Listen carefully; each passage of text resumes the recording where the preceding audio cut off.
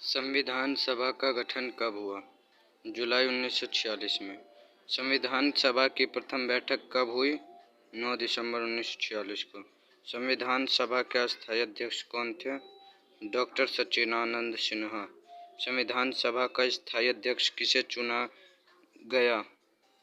Doctor Rajendra Prasad को। संविधान सभा के प्रारूप समिति का अध्यक्ष किसे नियुक्त किया गया? डॉक्टर भीमराव अंबेडकर को।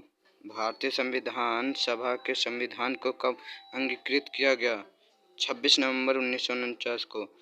धर्मनिरपेक्ष से क्या अभिप्राय है? बिना भेदभाव के सभी संस्कृति के प्रति समान आचरण। भारतीय संविधान पूर्ण रूप से कब लागू हुआ था? 26 जनवरी 1950 को। संविधान की कुंजी किसे कहा जाता है? संविधान की प्रस्तावना को। शासन की संसदीय प्रणाली किस देश से ली गई है? शासन की संसदीय प्रणाली ब्रिटेन से ली गई है। भारतीय संविधान द्वारा नागरिकों को स्वतंत्रता नहीं दी गई है सशस्त्र के साथ शांतिपूर्वक एकत्रित होने की। भारतीय संविधान में आपात उपबंध का प्रावधान किस देश के संविधान से लिया गया है? जर्मनी से। मौलिक अधिकार का सिद्धांत कहाँ से प्रेरित है? अमेरिका से। निम्नलिखित में से संविधान सभा की संघ संविधान समिति के अध्यक्ष थे?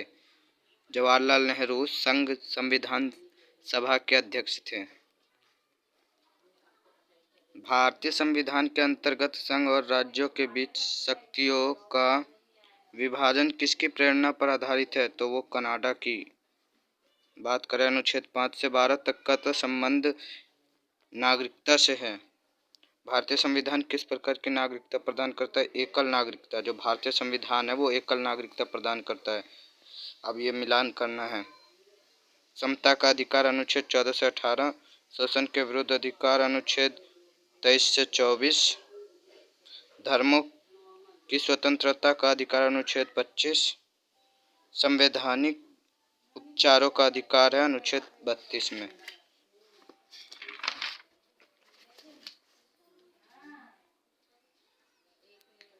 भारतीय संविधान के किस भाग में मौलिक अधिकारों का उल्लेख किया गया है?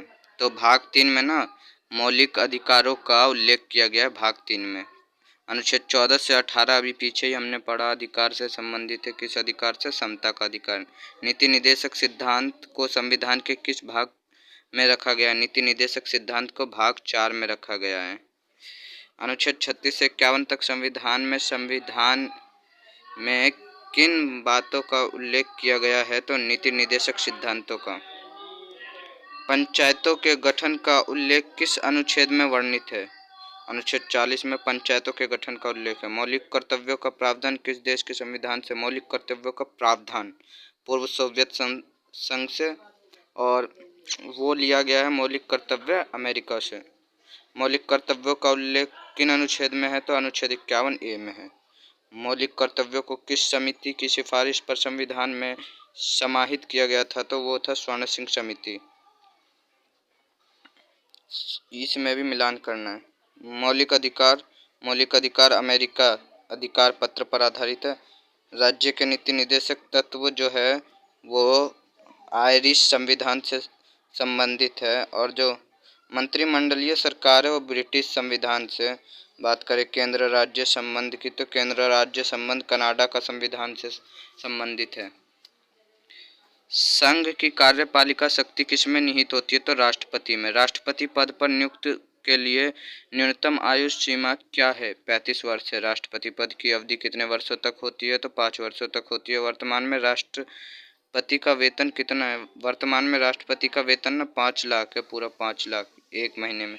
राष्ट्रपति आंग्ल भारतीय समुदाय के कितने प्रतिनिधियों को लोकसभा में मनोनीत करता है? जो राष्ट्रपति होता है ना वो आंग्ल भारतीय समुदाय में के दो प्रतिनिधियों को नियुक्त करता है। अनुच्छेद 352। अनुच्छेद 352 में किस आपात उपबंध का उल्लेख है? तो राष्ट्रीय आपात। भारत में अब तक कितने बार आपातकाल लागू किया गया है? तो वो 3 बार है। 3 बार। अक्टूबर 1962 में जब चीन भारत युद्ध था, दिसंबर 1971 में भारत पाक युद्ध, जून 1975 में। राष्ट्रीय आपात की उद्घोषणा का आधार क्या है? युद्ध, बाह्य आक्रमण, सशस्त्र विद्रोह। वित्तीय आपात का उल्लेख किस अनुच्छेद में किया गया? तो अनुच्छेद 360। भारत में वित्तीय आपात कितनी बार लगाया गया है? वित्तीय आपात कभी भी नहीं लगाया गया भारत में। मम्मी नहीं उठा रहा है कॉल। इसमें मिलान करना हमें। राष्ट्रपति का निर्वाचन अनुच्छेद 55 में है।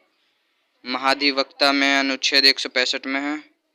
महान्यायवादी अनुच्छेद 76 में है। उपराष्ट्रपति अनुच्छेद 63 में।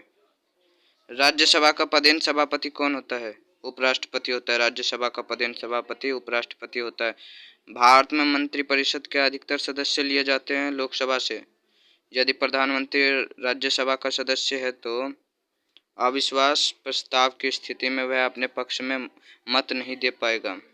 निम्नलिखित में से किस प्रधानमंत्री ने लोकसभा में विश्वास